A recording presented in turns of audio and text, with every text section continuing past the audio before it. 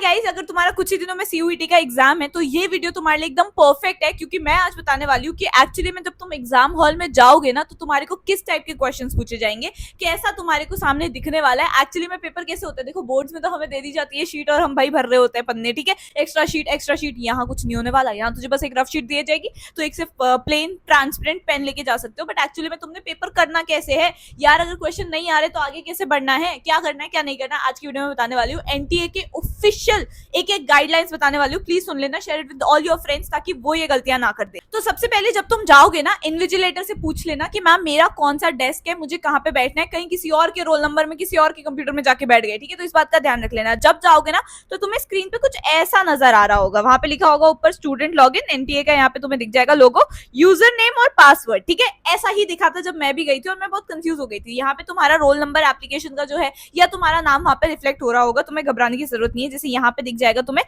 तुम्हारी फोटो भी दिख जाएगी, तो प्लीज मेक श्योर कान खोल के अपने आंखें खोल के वहां पे बैठना कि तुम अपनी ही सीट पे बैठ रहे हो, ठीक है।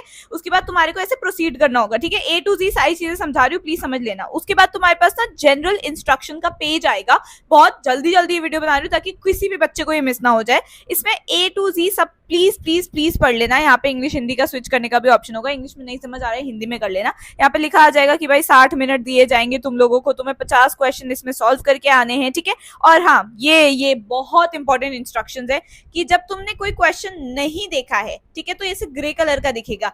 अगर देख लिया है बट आंसर नहीं करा है तो ऐसे रेड कलर का दिखेगा। अगर आंसर कर दिया है तुमने तो ग्रीन कलर का, फिर पर्पल कलर का दिखेगा अगर तुमने आंसर नहीं करा है या फिर रिव्यू के लिए मार्क कर रखा है, ठीक है। मतलब आंसर तो नहीं किया बट हाँ चलो आगे जाके देखूंगा वाला होता है। और ये होता है कि आंसर करा है और मार्क्ड फॉर रिव्यू, यानी कि कई बार ऐसा होता है ना कि यार ये वाला क्वेश्चन मैं करूंगा बाद में देखता हूँ चलो इसको, या फिर होता है कि इसका आंसर तो डाल दिया तुमने बट तुम श्योर नहीं हो, तुम बाद में दोबारा से रीचेक करने आना चाहते हो। तो इन सभी का प्लीज ध्यान रखना, क्योंकि मेरे टाइम पे मैं इतना पैनिक हो गई थी, सिर्फ 15 मिनट बचे थे लास्ट का और मुझे दिख रहा था कि मेरे सामने 20-25 क्वेश्चन है जो मैंने अभी तक देखे तक नहीं है, ठीक है। ऐसा पैनिक हो जाता है, कोई घबराने की जरूरत नहीं है।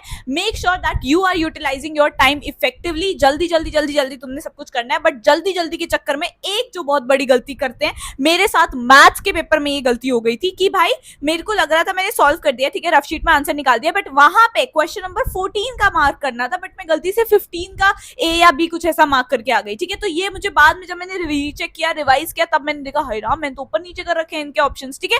तो ये गलती तुम्हारे साथ नहीं होनी चाहिए। मेक श्योर अगर तुम क्वेश्चन नंबर 15 को पढ़ रहे हो, उसका आंसर निकाल रहे हो, अगर तुमने ए आंसर निकाल दिया है तो ए पर ही वहां पे क्लिक करके आना है। ये ऊपर नीचे ना बहुत ग्लिचेस होते हैं, क्योंकि हमने आज तक पेन और पेपर पे दे रखा है बट हम पहली बार सीबीटी में जा रहे हैं, तो ये गलतियां मत करना। और हाँ, तुम्हें ना ऐसे अप और डाउन वाले एरो दिखेंगे जिससे तुम नेक्स्ट क्वेश्चंस पे जा सकते हो, ठीक है। तो मेक श्योर ये सारी चीजें देख लेना, इनको ए टू जी एक बार पढ़ लेना। मैंने अपने टाइम पे भी खुद पढ़ा था तो इट विल बी इजी, ठीक है।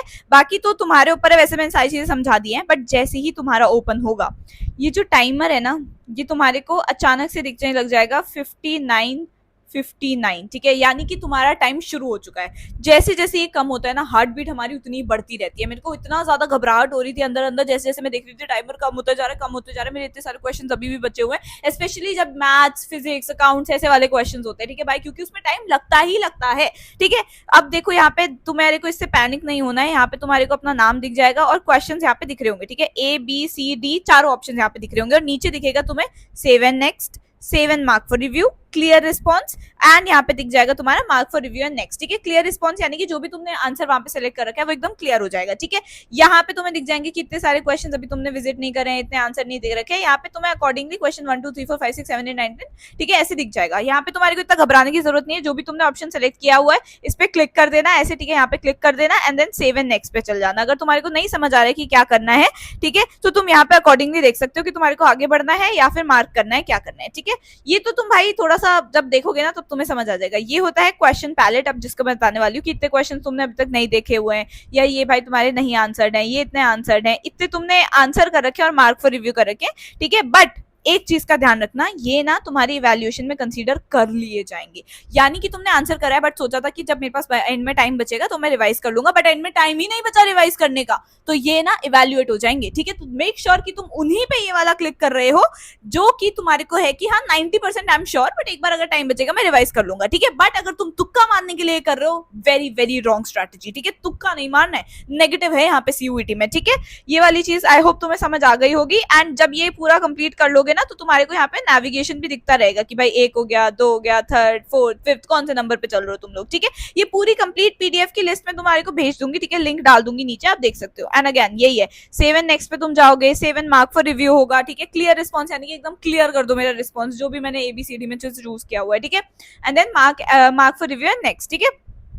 एक चीज का ध्यान रखना, इसको हम कहते हैं क्वेश्चन पैनल, ठीक है। रिस्पेक्टिव ऑप्शंस यहाँ पे तुम्हारे को देखने को मिल जाएंगे। ये है तुम्हारा क्वेश्चन पैलेट और ये है तुम्हारा नेविगेशन पैनल, ठीक है। इतना कुछ ऐसे समझने की इसकी जरूरत नहीं है, वो बस मैं ऐसे तुम्हें समझाने के लिए समझा रही हूँ, ठीक है। तुम्हारे को बस ये ध्यान रखना है कि तुम अपना आंसर अच्छे से करके आओ। अब बारी आती है रफ वर्क की, तो जितनी भी तुम्हारी कैलकुलेशन है, जो भी राइटिंग वर्क है, ठीक है, वो तुम्हारे को रफ शीट दी जाएगी सेंटर पे, ठीक है। तुम्हारे को सेंटर पे ही मिलेगी, जो रूम में और हॉल होगा तुम्हारा। इधर उधर घर से अपने खाली पन्ने में देके ले आने की जरूरत नहीं है, ठीक है। तुमने अपना पेन लेके जाना है सिंपल सा, जो कि ट्रांसपेरेंट बॉडी का होना चाहिए, otherwise you will be in panic, ठीक है। ये सिंपल सी चीज मुझे तुम्हें समझानी थी, क्योंकि बच्चे बहुत ज्यादा पैनिक हो रहे हैं कि यार हमने आज तक ऐसे नहीं दिया हुआ एग्जाम, हम कैसे करेंगे कैसे नहीं करेंगे। इट्स वेरी सिंपल, एक बार जाओगे तुम, पहला एग्जाम दोगे, दूसरा एग्जाम दोगे, तीसरा एग्जाम दोगे, तो तुम्हारे को क्लियरली समझ आ जाएगा कैसे होने वाला है, ठीक है। बट कुछ भी ग्लिच होता है बीच में, मेरे साथ 15 मिनट स्क्रीन ही नहीं चली थी, ठीक है। कुछ भी ऐसा होता है तो प्लीज अपने इन्विजिलेटर पे जाओ, उनको बोलो कि मैम मेरे पास ये प्रॉब्लम हो रखी है, तो वो तुम्हारी हेल्प करेंगे, ठीक है। प्लीज चुप रह के मत रहना, तुम्हारे भाई पूरे फ्यूचर का सवाल है ये, ठीक है। All the very best guys, I hope तुम्हें ये सारी चीजें समझ आ गई होंगी। प्लीज ज्यादा से ज्यादा शेयर करो, कुछ भी डाउट है, एक छोटा सा भी डाउट है ना, बहुत कम टाइम बचा हुआ है, I just want to help you out, ठीक है। मैं बहुत कोशिश कर रही हूँ तुम सभी लोगों की जितनी हेल्प कर सकूँ उतनी हेल्प करने में। कुछ भी डाउट है just let me know in the comments below. Subscribe करो प्लीज चैनल को, बिकॉज मुझे भी लगता है कि हाँ मैं बच्चों की हेल्प कर पा रही हूँ, ठीक है। तो if you want to join this community, it's free of cost, please subscribe करके रखना, ठीक है। A to Z स्ट्रैटेजीज मैंने तुम्हारी हेल्प करी है, कुछ भी अपडेट आता है फटाफट मैं तुम्हें बताती हूँ, ठीक है। तो प्लीज सब्सक्राइब कर लेना। मैंने भाई 50,000 से भी ज्यादा बच्चों को हर साल CUET क्रॉस करवा के दिल्ली यूनिवर्सिटी या उनके ड्रीम कॉलेजेस में पहुंचाया हुआ है। So all the very best guys, I hope you like this video. If you do, kindly hit the subscribe button, comment down below something cute and I'll see you in the next video. Bye.